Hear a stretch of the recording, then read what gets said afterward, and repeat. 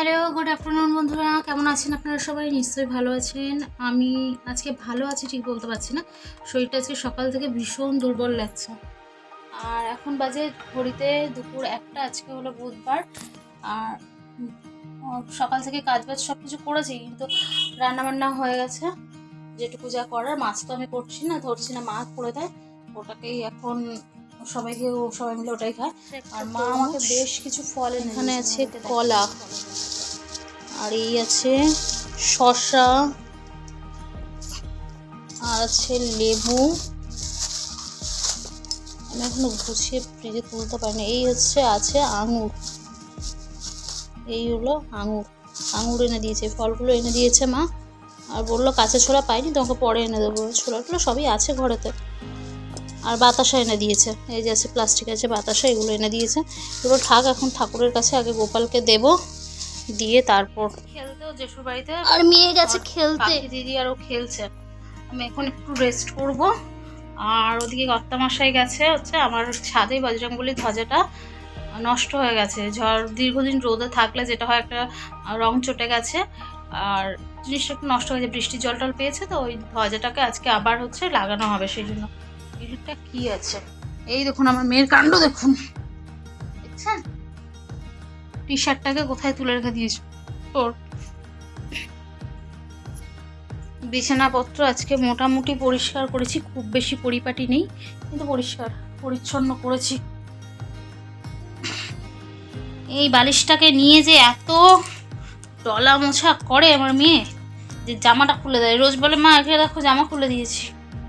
এই বালিশ পত্র, বিছানাপত্র মোটামুটি পরিষ্কার। মানে বিছানা টান আমি বলবো না, কারণ মেয়ে খেলা করছিল। মেয়ের দুই বন্ধু ছিল, সৃষ্টি আর বৃষ্টি এসেছিল, খেলা করছিল ওরা তিনজনে মিলে। তো ওরা বাড়ি চলে যেতে, মেয়ে এখনও জেঠুর বাড়িতে, ওই যে বললাম পাখি দিদির সঙ্গে খেলছে।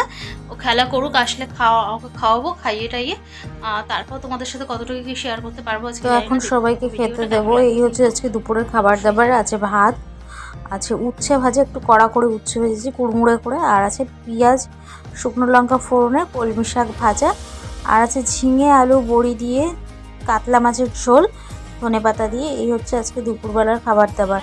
মেয়ে এখনো খায়নি, মেয়ে এখন হোমওয়ার্ক করতে বসেছে, পরে খাবে। 15 হয়ে গেছে, এতক্ষণ হোমওয়ার্ক করছিল।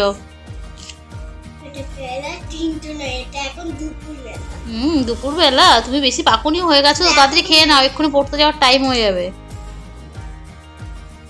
খাওয়া হয়ে যাক, আমি তরমুজটা এখন কাটবো।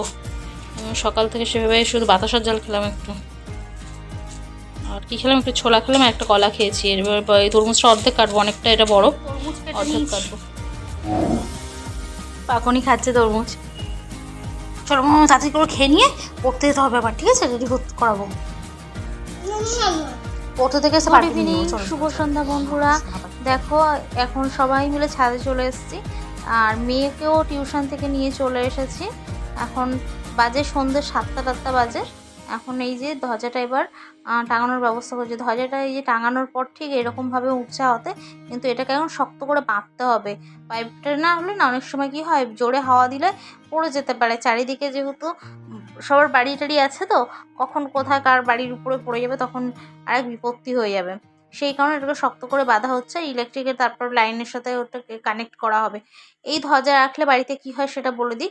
যাদের বাড়িতে নেগেটিভ ভাইবস কাজ করছে, তারা এই ধ্বজা রাখো, পজিটিভ ভাইবস পাবে। আমি আমার লাইফে অনেক কিছু ফিল করেছি, সেই জন্যই বললাম। ভীষণভাবে পজিটিভ ভাইবস দেয়, নেগেটিভিটি কাটিয়ে দেয়। এই ধ্বজার কারণে কিন্তু অনেক সময় নেগেটিভিটি কেটে যায়। আচ্ছা, মনে বিশ্বাস, অবশ্যই বিশ্বাস আর ভরসা রাখতে হবে তার জন্য। শুধু আমি বললাম বলে আমার কথাতে না। আর এই দেখো, এই এবার ইলেকট্রিকের সাথে কানেক্ট করাবে। অসাধারণ সুন্দর লাগছে দেখতে। এখনই যেন একটা আলাদা রকম সৌন্দর্য ফিল করছি এখানে, এত ভালো লাগছে লাইটটা দেওয়ার পর। তো তোমাদের সবার কাছে রিকোয়েস্ট থাকলো, যারা যারা আমার ভিডিও নতুন দেখছো, অবশ্যই কিন্তু চ্যানেলটিকে সাবস্ক্রাইব করে দিও। আর ছোটোদের জন্য অনেক অনেক ভালোবাসা রইল, বড়দের জন্য প্রণাম। এই হলো লাইটটা টাঙানোর পর, লাইটটা জ্বালানোর পর এত ভালো লাগছে, অসাধারণ সুন্দর লাগছে। পুরো এই আলোতে পুরো ছাদটা আলোয় আলোকিত হয়ে গেল। আশেপাশের কিছু কিছু বাড়ির ছাদও কিন্তু